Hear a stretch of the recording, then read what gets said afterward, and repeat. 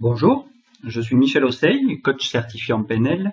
Je vais me présenter un concept qui est très intéressant pour comprendre comment des situations à problème peuvent s'installer et perdurer, et donc apprendre comment les corriger. La passivité et les méconnaissances. Qu'est-ce que la passivité? Donc l'analyse transactionnelle définit la passivité comme la manière de ne pas faire les choses qui sont nécessaires pour résoudre un problème ou pour satisfaire mes critères, ou la manière de ne pas les faire correctement. En PNL, donc programmation neurolinguistique, on définit la passivité par rapport à notre responsabilité personnelle.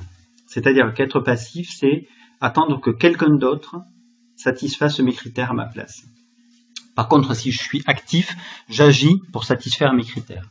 Ça se distingue en deux sous-modalités. Donc proactif, j'agis de moi-même, j'anticipe, ou réactif, j'agis après une impulsion, donc suite à un stimulus. Alors attention, être passif, ça n'est pas ne rien faire. Par exemple, si mon objectif c'est d'être en forme pour ma présentation en comité de direction de demain, c'est très important pour moi. Je vais être passif si j'aide mon voisin à déménager sa cave, parce qu'il me l'a demandé et que je n'ai pas osé refuser. Je vais être actif en me reposant dans mon jardin au bord de ma piscine. Autre exemple, si j'ai pour objectif de développer l'autonomie de mes collaborateurs, je vois qu'une tâche que j'ai déléguée n'a pas été faite correctement. Un comportement de passivité, ça sera de faire le travail à la place de l'autre. Un comportement actif, ça sera de rappeler la tâche à faire et d'attendre que l'autre la fasse, d'attendre le résultat. Alors on a 4 façons d'être passif: l'abstention, la suradaptation, l'agitation ou l'incapacitation. Alors par exemple, si mon objectif c'est de changer de boulot, de trouver le poste de mes rêves, je m'abstiendrai en ne faisant rien pour le trouver, ou en m'investissant à fond dans d'autres tâches. Je me suradapterai si j'évite de chercher ce nouveau boulot parce que je me dis que mon chef actuel a vraiment besoin de moi et il sera vraiment déçu si je pars. Mais je n'ai pas été vérifier cette information auprès de lui. Je m'agiterai si je vérifie 100 fois ma messagerie, si je range tous mes papiers, plutôt que de passer le coup de fil nécessaire. Et enfin, je pourrais carrément tomber malade, donc ça sera vraiment pas le moment de changer de boulot. Ou bien je pourrais laisser exploser ma colère contre le camion qui m'aura coupé la route ou ma fille qui aura oublié de fermer le portail à clé pour la énième fois. Alors, une méconnaissance, dans la théorie de l'AT, est liée à la passivité. Donc, une méconnaissance, c'est l'omission inconsciente d'une information qui est utile pour atteindre un objectif ou résoudre un problème. Donc, une méconnaissance, c'est je distors la réalité. Je ne vois pas la réalité telle qu'elle est. Et une méconnaissance entraîne forcément la passivité. Alors l'AT a défini un modèle très intéressant en donc 3 zones, 3 types et 4 niveaux. Pour le comprendre, on va donner un exemple.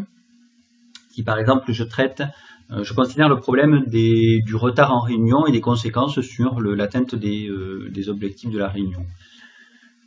Si donc la méconnaissance porte sur moi, je suis fréquemment en retard à mes réunions, mais je ne le vois pas.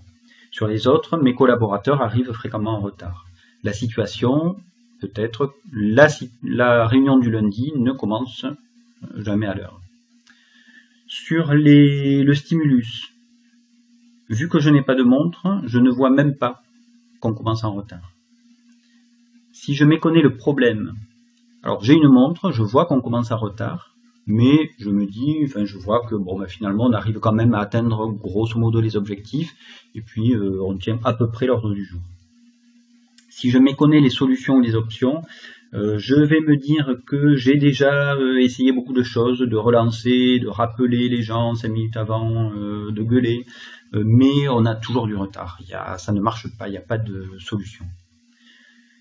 Les niveaux peuvent concerner chacun des types, c'est-à-dire que si je nie l'existence, je peux nier l'existence du stimulus, dont je ne vois pas qu'on est en retard, je peux nier l'existence du problème, ou je peux nier l'existence d'options pour résoudre le problème.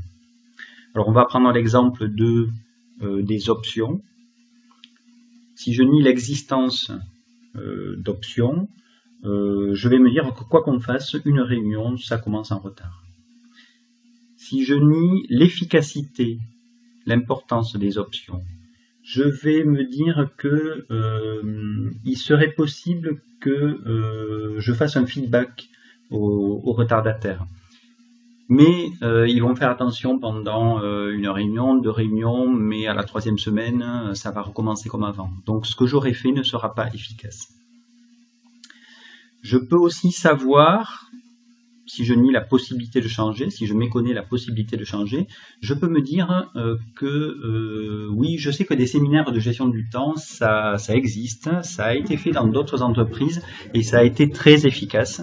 Mais ici et maintenant, dans ma boîte, c'est pas possible. Ça peut pas marcher parce que c'est pas dans notre culture, par exemple.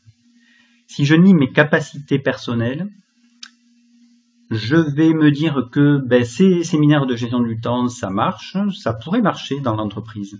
Mais moi, personnellement, je me sens pas capable d'organiser un tel séminaire. Je sais pas qui pourrait l'animer, je sais pas, voilà, je sais pas faire. Merci. Je vais poursuivre cette présentation dans une 2e vidéo en présentant un super outil qui est la matrice des méconnaissances.